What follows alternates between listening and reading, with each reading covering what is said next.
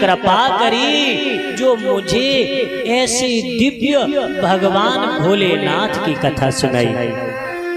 लेकिन गुरुदेव, मैं तो पापिनी हूँ, मैं दुराचारिणी हूँ। मैंने जीवन में अनजाने में ही सही लेकिन बहुत पाप किए हैं, मुझसे बहुत पाप हुए हैं। लेकिन अब जब उन पापों का परिणाम ये प्राप्त होगा, यह जानकर मेरा मन कांप रहा है।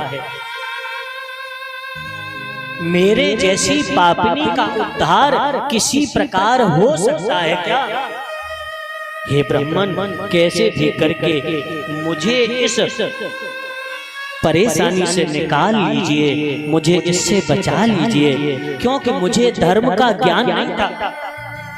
समय के प्रभाव के कारण, उम्र के प्रभाव के कारण, व्यवहार के कारण, संगति के कारण मैंने अपने जीवन का नाश कर लिया। गुरुदेव, अब मेरे जीवन का क्या होगा?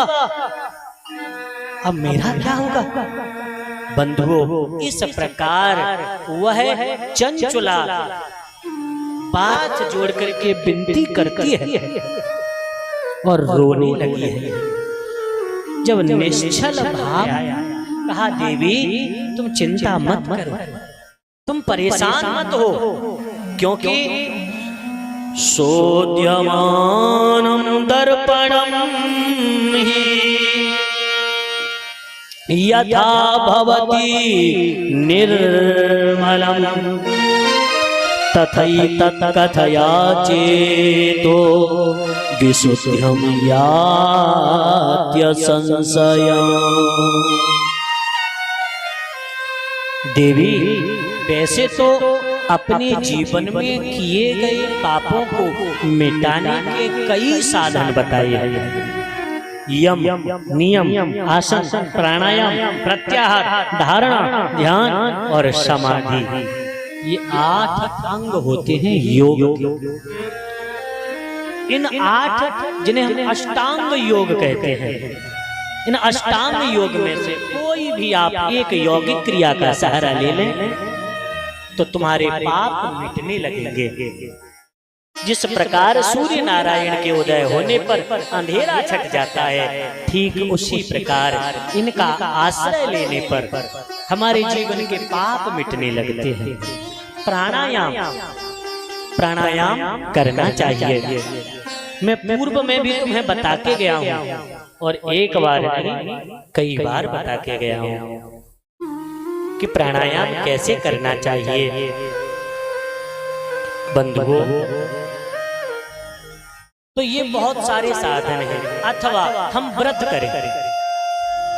व्रतों में सबसे श्रेष्ठ एक व्रत माना जाता है जिसे कहते हैं चांद्रायण व्रत।